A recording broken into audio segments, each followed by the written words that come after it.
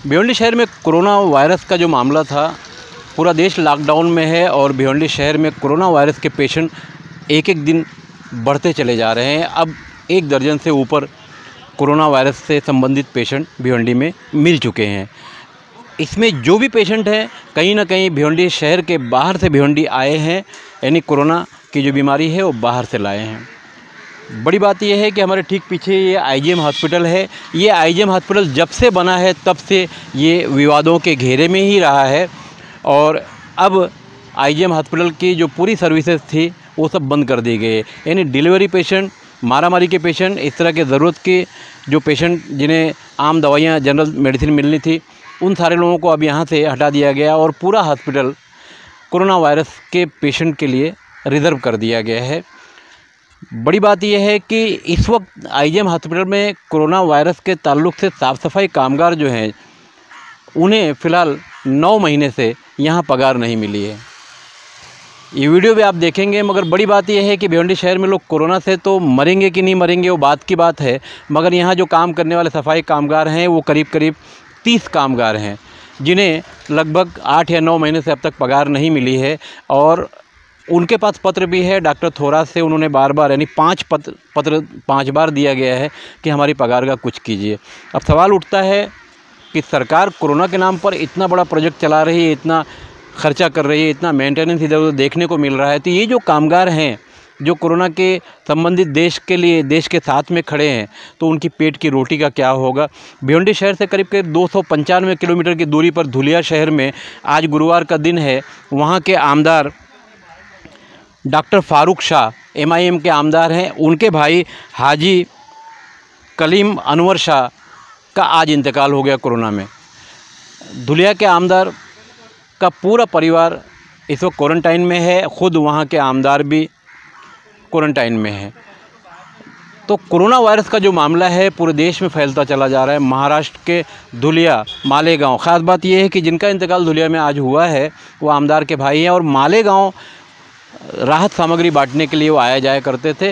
इसका मतलब इन्हें मालेगांव से ये बीमारी मिल गई, जैसा कि भिवंडी वालों को भी मालेगांव से मिली है। तो अब कोरोना वायरस का ये जो भूत है, मैं इसे भूत ही कहूँगा, ये पूरे शहर में घूम रहा है, पूरे देश में, पूरी दुनिया में घूम रहा है। मगर जो कामगार यहाँ काम कर रहे हैं उन्हें पगार देने की कोशिश करनी चाहिए, वरना उनके जो घरेलू हालात है और बिगड़ जाएंगे। तो ये कोरोना से क्या लड़ेंगे। आप लोगों को क्या समस्या? अभी जैसे कि कोरोना का जो कोविड-19 चालू हुआ है तो उसमें काम करने के लिए वगैरह बोला गया है, लेकिन 8-9 महीना हो गए हैं।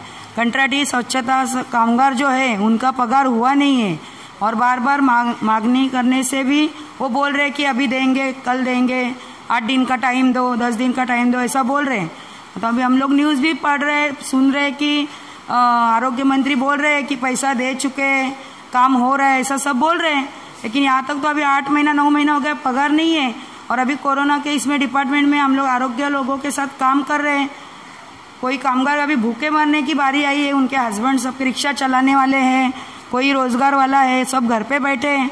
तो ये महिला सब यहाँ पे काम करती है और 8-8 महीने से पगार नहीं है, तो उन घर कैसे चलेगा उनका। आप लोग ने ये जो शिकायत है आप लोग की, जो इतनी सारी शिकायतें हैं, आपने इसके पहले कितनी बार हम लोग ने कम से कम 4 से 5 बार सर को, मतलब जो थोड़ा सर है आईजीएम के, उनको अर्जी दी हुई है।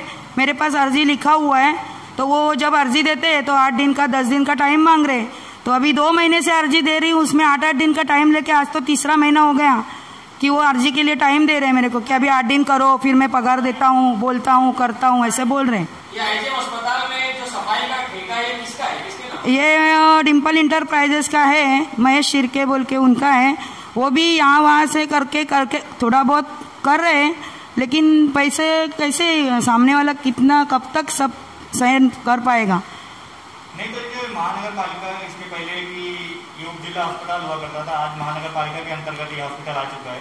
तो आप लोग को जो कोरोना कोविड के दिया गया है, इसके अंतर्गत सबको जो वॉरियर्स है कोरोना वॉरियर्स, उनके लिए विशेष तरह का पैकेज भी ऐलान किया हुआ है। ऐसा हमें कुछ बताया गया नहीं है कि बोले आप कंट्राटी के कामगार हैं, उनको काम करना है, वैसे जीआर आया है तो आपको काम करना है, तो अब के लिए है तो करना चाहिए, सोच के कर रहे हैं।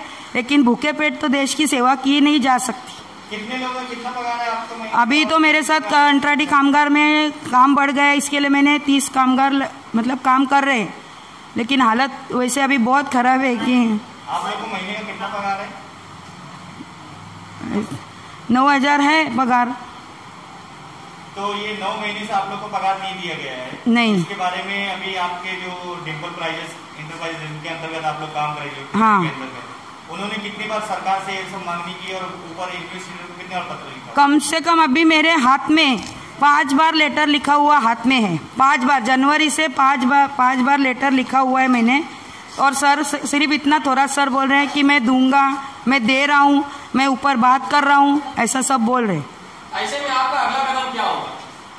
अगला कदम मतलब सरकार को सोचना है, हमें कुछ नहीं, हम तो सरकार के साथ हैं। अभी कोविड में हम लोग काम कर रहे हैं कि नहीं पेशेंट को कोई तकलीफ ना हो, इंसान मतलब कामगार कम पड़ रहे तो हम लोग उनको सपोर्ट कर रहे हैं, तो उनको अभी हमारे बारे में सोचना चाहिए। अच्छा, आप लोग को जो प्रोटेक्शन जो पीपीई डॉक्टरों को दिया जा रहा है, उसी तरह सफाई कर्मचारियों के लिए भी ग्लव्स, मास्क, ये सब जो प्रोवाइड होता है, आप लोग को मिला कुछ कि नहीं मिला? अभी थोड़ा बहुत तो उन्होंने दिया हुआ है, जो हिसाब से मतलब कि देना चाहिए, ड्यूटी जैसे लगा है वो हिसाब से थोड़ा बहुत सामान हमको दिया है, लेकिन सैनिटाइजर वगैरह मांग रहे तो ऐसा कि बोल रहे कि ठीक है बाद में आके लेके जाओ, ऐसा बोल रहे। कोविड-19 के पेशेंट्स को देख रहे हो, उससे आपके घर पे भी काफी घबराहट होगी लोगों को? घबराहट है ना, घर वाले भी तो परेशान होंगे ना कि ये लोग काम करें। तुम लोग उसमें मरने गई हो। काम पे कब से लगे आप लोग? अभी तो जैसे हर कोई 7 साल 5 साल 6 साल से काम कर रहे हैं यहाँ पे, अपना समझ के कर रहे हैं, तो सरकार को भी हमें अपना समझना चाहिए ना। सरकार और डॉक्टर्स जो है, सीएमओ यहाँ के जो अथॉरिटी, आप लोग की आखिर क्या मांगे कि आप लोग को पगार कितने रेट में हो जाए? और इसके बाद मैं तो बोलूँ कल सुबह 10 बजे तक पगार देंगे तो बहुत अच्छा हो जाएगा।